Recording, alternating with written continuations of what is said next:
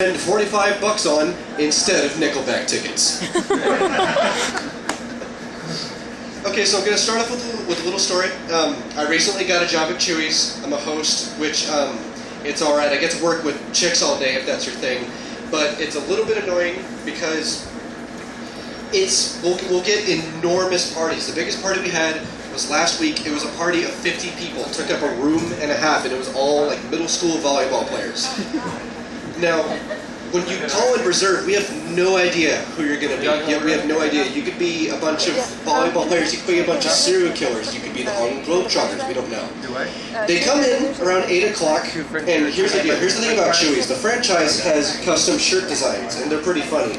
There's one where it's Charlie Sheen snorting jalapeno sauce like cocaine, but we also have a Twilight shirt called Breaking Diet. It's a taco with a bite taken out of it and it's bleeding.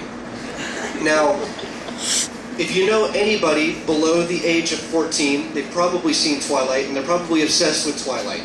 So you can imagine the kind of look on everyone's face when 40 kids rush into Chewy's like just a one-ton gigafuck explosion of estrogen, just walking into Chewy's. It was like the blood elevator from The Shining, but it was estrogen instead of blood. They just all rush in, and they're all pointing, and I can hear their clits explode as they're looking at the shirt.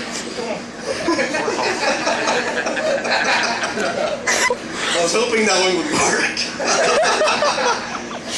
Let me tell you a little bit of my upbringing. I'm Houston, Texas, born and raised. But during my middle school years, I lived in Savannah, Georgia, which if you don't know what Savannah, Georgia is, if Georgia was a butt, Savannah is the pimple on that butt that you can't pop. It will never go away. It's a population of less than 200,000, which, fun fact, Savannah, Georgia has the biggest St. Patty's Day parade in the world. In one day, the population doubles. The streets are about a car and a half. It's very fun watching anybody drunk drive or even sober trying to drive through those streets. It's kind of like, it's like trying to jam a donut down a straw. It just doesn't work. You shouldn't even try it. But I didn't live in a very good neighborhood. It's, it was a bad town anyway. Only go for the historic district. Don't live there. There are ghettos within ghettos. Like there's a normal ghetto, and then there's a ghetto within the ghetto that the people that live there, they won't even talk about it. They're scared about it. You could be walking outside of a bank, and a guy will come out of the bank with an AK-47 and a bag of money, and you ask him where Jefferson Street is, and he'll just run away. He won't even talk to you. He'd be like, we don't talk about that shit, dude. And the funny part is, I learned recently, there's a show on History Channel called Gangland, and Jefferson Street's a real street, by the way. I lived on it.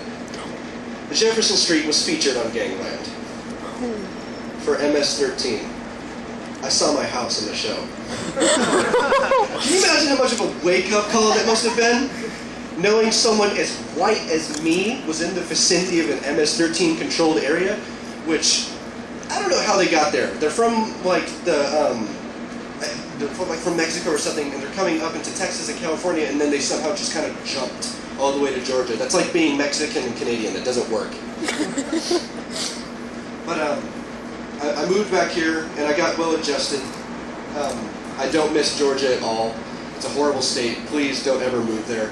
If you've been to Atlanta, though, Atlanta is a very nice city. Just don't go. Savannah's the taint of Georgia. I'm just going to leave it at that. But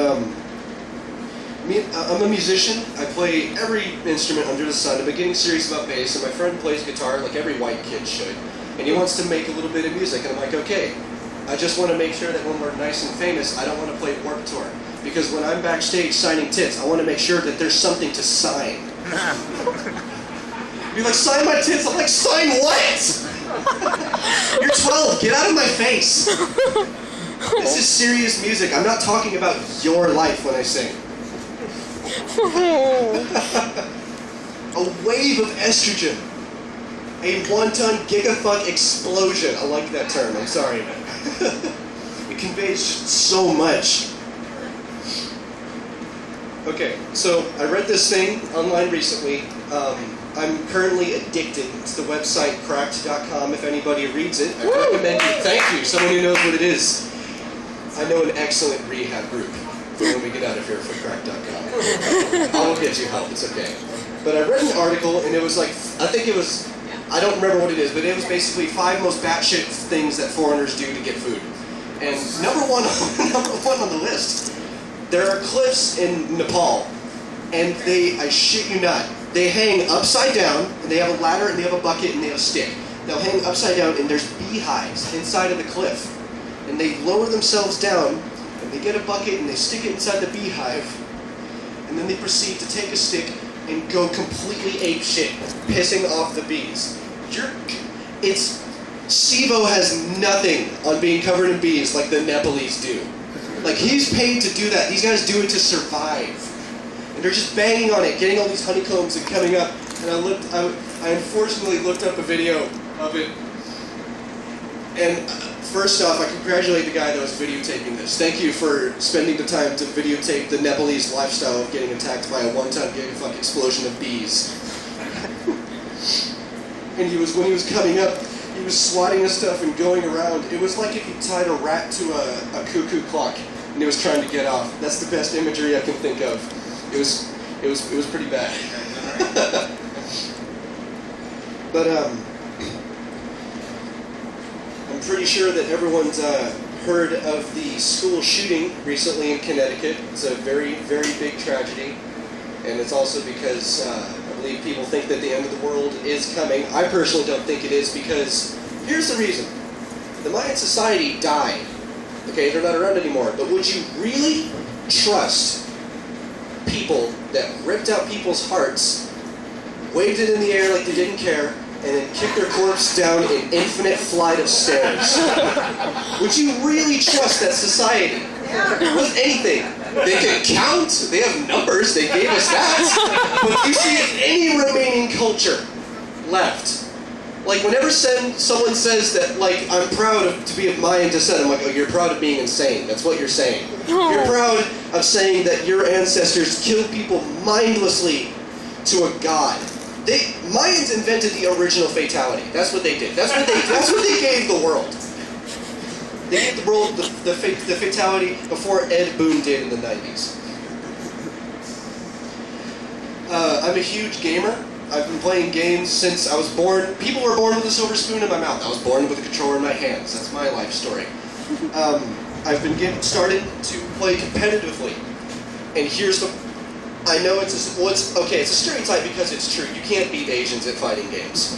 They're just better than you. And the reason is that the Chinese languages forces parts of their brain to expand more than English does in other languages. They have a bigger capacity to learn. It also gives them a bigger capacity to be better than white people in every single You know why I think the Asians are better than us? Why they strive? Because they figure, well, if my dick is not bigger than my neighbor's, I'm going to make sure that my everything else is bigger than my neighbor's. That's why Asians are better than us. They're like, oh, you have a normal-sized penis. Well, I'm going to make twice your income, better than you, have a hotter wife, have a bigger house, I'm going to have a pool in my backyard, which I clean regularly, I'm going to keep proper hygiene, I'm going to get a promotion 3 months before you do, and 5 months before your jackass friend that gets drunk on weekends and goes, whoa, every Sunday night football ticket, and I'm not even going to say a word about it. Alright, so I'm going to tell a little fictional joke here. I'm guessing everyone here hates lawyers. That's a pretty universal feeling. Yes. Because the only thing worse than a lawyer is the state of New York. But okay, so here's a group of lawyers, and one of them dies. He passes away. I'm going to tell 2 jokes. Okay, what's the difference between a dead lawyer in the road and a dead bird in the road? What? There's tire tracks going around the bird. Okay, so here's the main one. A lawyer dies, a pack of it's kind of like Cheers, but more depressing and more Charles Manson. It's like that with lawyers.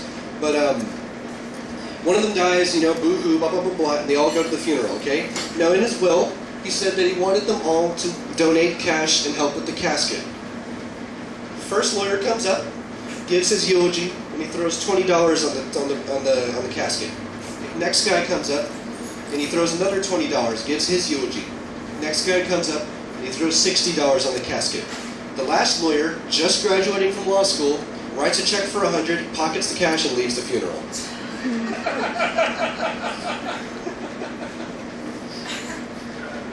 Lawyer jokes are kind of a buzzkill in themselves. I'm going to go ahead and end my set. Y'all have been very great. I'm going to give it back to Al Bamani. Thanks for your time.